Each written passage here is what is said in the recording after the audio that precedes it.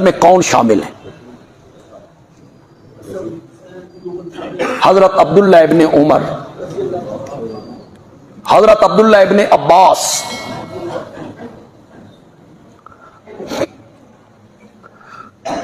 बड़े बड़े सहाबा क्यों आए? इस लश्कर के लिए मेरे आका ने क्या दिया है? ये बख्शा बख्शाया है। उनमें आए हैं मेरे नबी का मदीने में पहला मेजबान हजरत अबू अयूब अंसारी, उम्र है 80 साल। कितनी? 80 साल। वो आए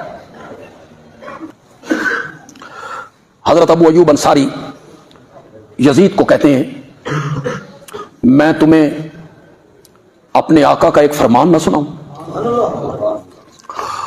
जो मैंने किसी को नहीं सुनाया, और तुम ये फरमान आगे पहुंचा देना कि सुनाइए। हजरत अबू अयूब अंसारी रजी अल्लाह तआला अन्हु ने फरमाया कि मेरे आका ने कहा, मेरी उम्मत का जो आदमी इस हाल में मर गया कि उसने सारी जिंदगी अल्लाह के साथ किसी को शरीक नहीं बनाया, दखलल जन्नह, वो कहां जाएगा?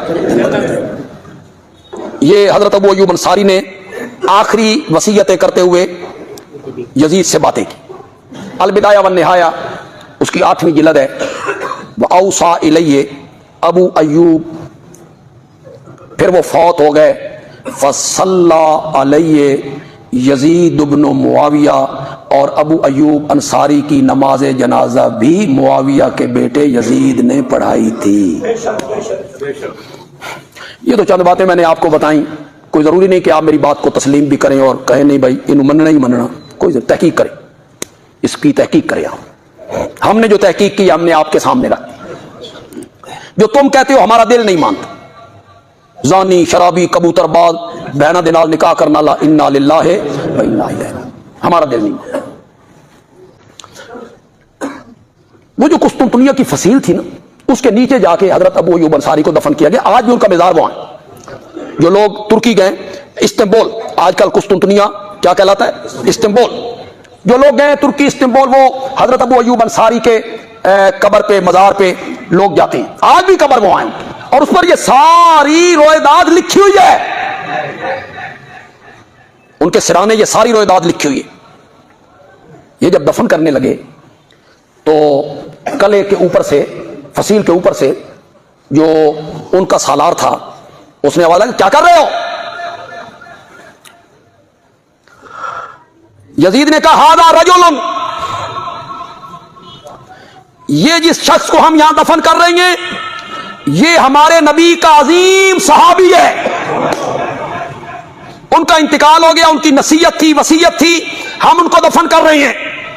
उसने कहा तुम दफन करके चले जाओगे, हम इसकी लाश को निकाल लेंगे, कब्र से बाहर फेंक देंगे। ये होता ऐसा वैसा। कहता जो करो तुम्हारी मर्जी है, असी तो फिर दफन करना सी, करके टुर जाना, तुम कब्र उखाड़ो या जो कुछ करो। नहीं, अपने हुक्मरानों को जरा देखो और फिर उसको देखो। उसके जवाब में उसने कहा, कुस्तुनतुनिया वालों,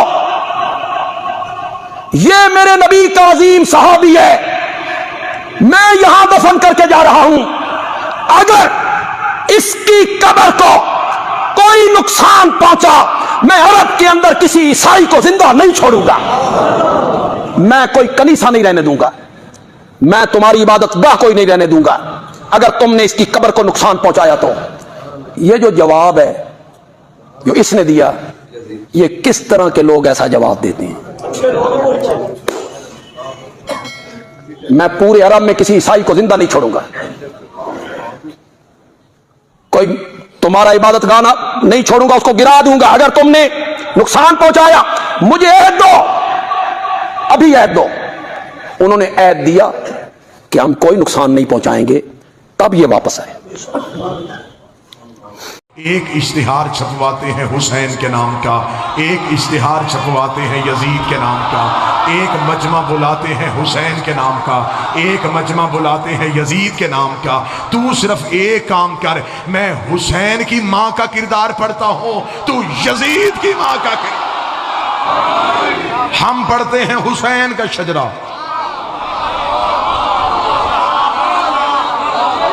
तू हमें सुना यजीद का शजरा। बात हुई है अब तेरी तरफ से शुरू, इंतहा अब हम करेंगे। अब तुझे बताना पड़ेगा जिसका तूने दिफा करने की कोशिश की। खुल के आ, यजीद का दिफा करना है, फिर पूरे दिन का मुसलमान बन। छुप छुप के यजीद का दिफा कैसा, फिर पढ़ यजीद का किरदार पढ़। आ हमारी आंखों के सामने हम पढ़ते हैं हुसैन का शजरा, तू बता यजीद का शजरा। हुसैन 3 शबान को मदीने में बतूल के घर कुरान बन के नाज़िल हुआ। यजीद शाम और हमस के दरमियानी इलाका तुदमर में हाकिम शाम के घर अजाब बन के नाज़िल हुआ। यजीद को पैदा होते ही घुट्टी शराब की दी गई, हुसैन ने पैदा होते ही रसूल की जुबान चूसी। यजीद का नाना बजदल ईसाई खानदान से था, हुसैन का नाना सैयदुल मुरसलीन हाशमी खानदान से था। यजीद की माँ मैसूर जिसके नाच गाने को पसंद करके हाकिम शाम ने उसके साथ निकाह किया था। हुसैन की माँ वो ज़हरा थी जो एक लम्हे के लिए सजदे से फरामोश रही, जिसके हया का नाम कुरान था, जिसके नौकर का नाम जिब्राइल था। यजीद का दादा सारी जिंदगी मुखालफत रसूल करता रहा। हुसैन का दादा अबू तालिब सारी जिंदगी हिफाजत रसूल करता रहा। यजीद की दादी हिंदा जिसने रसूल के चचा हमजा का कलेजा चबाया। हुसैन की दादी फातिमा बिनते असद जिसकी कब्र में रसूल लेटा, जिसको कफन मोहम्मद के कुर्ते का मिला। यजीद का एक ही भाई था जो पागल होकर मर गया। हुसैन का भाई हसन मसनद इमामत का ताजदार बन गया। यजीद का शजरा खबीसा था, हुसैन का शजरा तैयबा था। यजीद फासिक था, मेरा हुसैन रोजेदार था। यजीद फाजर था, हुसैन नमाजी था। इसलिए 26 रजब को वलीद के दरबार में खड़े होके हुसैन ने यह जुमला कहा था, और वलीद लिख यजीद से, मैं तेरी बैयत करूं तो करूं कैसे, मेरे बाबे जैसा तेरा बाबा नहीं, मेरे दादे जैसा तेरा दादा नहीं, मेरी माँ जैसी तेरी माँ नहीं, तुझ जैसा मैं नहीं, मुझ जैसा तू नहीं। अपने लाखों लेके तू आ, अपने 72 लेके मैं आता हूं। क़यामत तक के लिए हर हलाल ज़ादे को ये कहने पे मजबूर करूंगा, हुसैन जिंदाबाद है, यजीद मुर्दा। बात शुरू की है तूने, जवाब हम देंगे। तेरे सारे मुफ्ती हैं, हमारे सारे कीमती हैं। अब खुलेगी हुसैन के कत्ल की फाइल। अब हम जाएंगे कातिल के घर तक।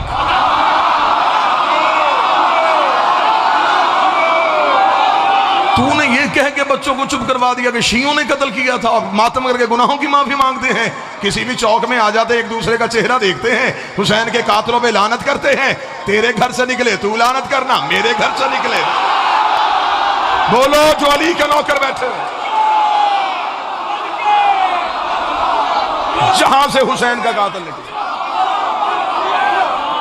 मेरी मजबूरी है, मैं रूटीन की मजलिस पढ़ के नहीं जाऊंगा, मेरी मजबूरी है। मेरे मुर्शद पे हमला है, मेरी मजबूरी है। मेरा पेशा शिया नहीं, मेरा मजहब शिया है। मैंने सांसें ली हैं बतूल के बच्चों की वकालत के लिए। अब खुलेगी हुसैन के कत्ल की फाइल। अब हम जाएंगे आखिर तक। चलें, आए, बड़े मोहब्बत बड़ी शाइस्तगी के साथ आए, हम आप पे सवाल करते हैं। आपने कहा कि यजीद का कोई कसूर नहीं था, चल ठीक, तू निकाल यजीद।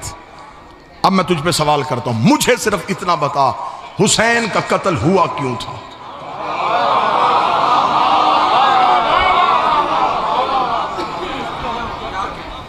वकालत का एक तरीकाकार होता है कि वकील सवाल ही ऐसा करे कि अगला वकील जवाब में ही अपने दावे की रद्द कर दे। मेरा सवाल यह है कि सिर्फ इतना बताओ कि कत्ल हुसैन क्यों हुआ। इस क्यों में तू फंस जाएगा। ये क्यों ही मुनकरे हुसैन के गले का फंदा बन जाएगा। क्यों हुआ? कोई जागीर की वजह थी, कोई हुकूमत का लालच था, हुसैन किसी से तख्त मांग रहे थे, हुसैन किसी जायदाद पे कब्जा करना चाहते थे, फिर कत्ल क्यों हुआ? अब मौर्रख ने लिखा यह कत्ल इसलिए हुआ कि यजीद बैत मांग रहा था। अच्छा, तो फिर कहते जी हुसैन ने नहीं की। तो फिर हमें मौलवी ये बताए कि दोनों में से फैसला किसका ठीक था, यजीद का या हुसैन का? मौलवी कहेगा हुसैन का। हुसैन ने बिल्कुल सही किया, बैयत नहीं की। यजीद का गलती थी? जी बिल्कुल गलती थी। क्या गलती थी? उसने हुसैन से बैयत क्यों मांगी? इसका मतलब तू पहली बात मान गया, जो मासूम से बैयत मांगे वो गलत होता है। मैं कत्ले हुसैन की इंक्वायरी पढ़ने लगा हूं, इसका मतलब तू मान गया कि जो भी किसी भी मासूम से बैयत मांगे वो गलत होता है। यजीद ने मांगी बैयत, उसने कहा बैयत करें। हमारे मिंबर से बाज बंदे पढ़ देते हैं इमाम हुसैन ने इनकार कर दिया क्योंकि यजीद फासिक और फाजर था, इसलिए हुसैन ने बैयत नहीं। ना ना ना ना, गलत। यजीद तहज्जुद गुजार भी होता, हुसैन फिर भी बैयत ना करते। ये बच्चों के जहनों में ना जाने देना कि यजीद के किरदार की वजह से हुसैन ने इनकार किया। हुसैन हुज्जत थी, हुसैन मासूम था, मासूम गैर के हाथ में बैयत नहीं करता। हुसैन ने इनकार कर दिया, और हुसैन ने जो इनकार किया वो क्या कह के किया? क्या कहने मेरे बादशाह हुसैन। हुसैन ने 26 रजब को वलीद के दरबार में खड़े होकर उसको कह दे मुझ जैसा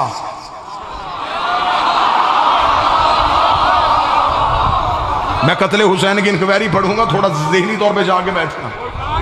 मुझ जैसा, मुझ जैसा, तुझ जैसे की बैत नहीं करता। मौला हुसैन आप ये कह दे कि मैं तेरी बैत नहीं करता, हुसैन मैं अपना आप क्यों बताऊं, मैं तो हर किरदार साफ करूंगा।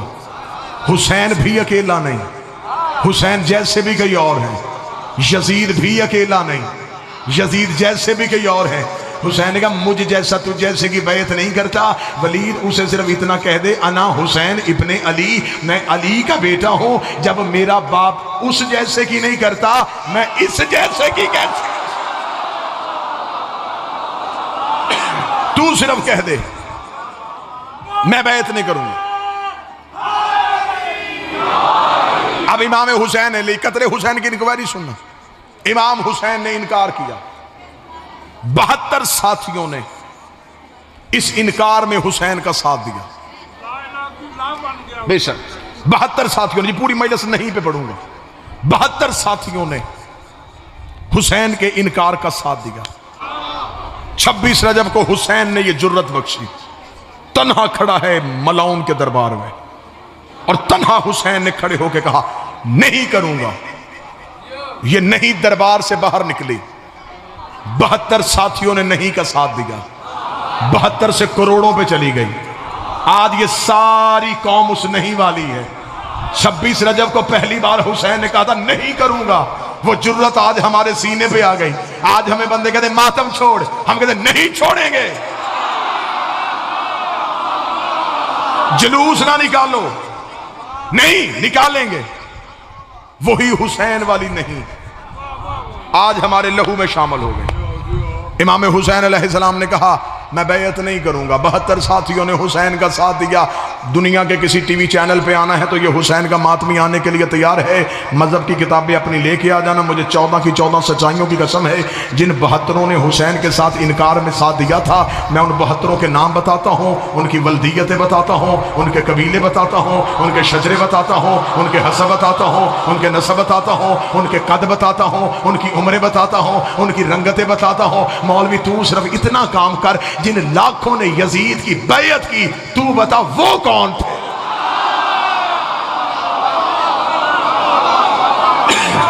वो कौन लोग थे जिन्होंने यजीद के हाथ में बैयत की? कतन कोई बंदा नहीं समझे कि हुसैन अकेले थे। हुसैन भी एक निजाम का नुमाइंदा था, यजीद भी एक निजाम का नुमाइंदा था। आज बंदे हम पे एहसान क्या करते? वो बंदे कहते जी हम भी कहते हैं हुसैन सही है। अब लोगों ने फैशन बना लिया है, अली को नहीं मानना, हसन को नहीं मानना, और 10 मुहर्रम को काले कपड़े पहन के पानी की सबील लगा के 2 देगे हलीम की दे के हुसैनी बनने की कोशिश करना कि ले देखे जी हम भी तो हुसैन के साथ हैं, तू ना साथ हो। अगर हुसैन का साथ देना फिर खुल के दे, अगर हुसैन सही कहना फिर खुल के कह। हुसैन सही कहने के लिए कई गलत कहने पड़ते हैं। बैठे कोई बंदा जो मजलिस में जाग रहा हो, सिर्फ हुसैन सही नहीं, हुसैन का पूरा निजाम सही, सिर्फ यजीद गलत नहीं, यजीद का पूरा निजाम गलत। अच्छा, बंदों ने कितनी चालाकी की कि सिर्फ यजीद निकाल के उस पे लानत कर दी। मैं सादगी समझूं या चालाकी समझूं कि तूने लानती भी मर्जी के रखे हैं।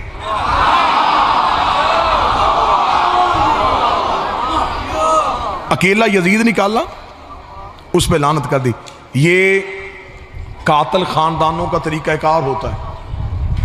जब ये कहीं कत्ल कर देते हैं, ये एक बंदा पेश करके बाकी बचा लेते हैं। एक से कहते तू सब कुछ मान जा, बाकी बचा। लेकिन जब तफ्तीश करने वाले अदारे तफ्तीश करते, वो कहते नहीं, हमने एक नहीं पकड़ना, हमें बताओ इसके पीछे कौन कौन था, हमें बताओ इसको जाए वारदात पे छोड़ के कौन गया था, हमें बताओ इसने आला कत्ल कहां से खरीदा था, हमें बताओ इसे वहां से लेके कौन गया था, हमें बताओ इसका सहूलतकार कौन है। हम भी मुसलमान मौलवियों से हाथ बांध के सवाल करते हैं, हमें अकेला यजीद ना दो, हमें बताओ यजीद का सहूलतकार कौन था। आखिर उसमें इतनी जुर्रत कहां से आ गई कि उसने उस दौर में अपने नबी के बेटे का कत्ल कर दिया। इसका मतलब ये जुर्रत अकेले यजीद की नहीं, यजीद के पीछे कोई एक पूरी ताकत थी, जिस ताकत की वजह से वो तख्त पे जाके बैठ गया। चले, मैं मजमे को जगाने के लिए जुमला तब्दील करने लगा हूं। यजीद आजाद उम्मीदवार नहीं था, पार्टी के टिकट पे था।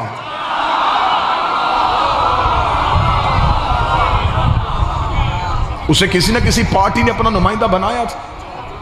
हमें बताओ कोई यजीद के पीछे वो फिक्र कौन सी थी।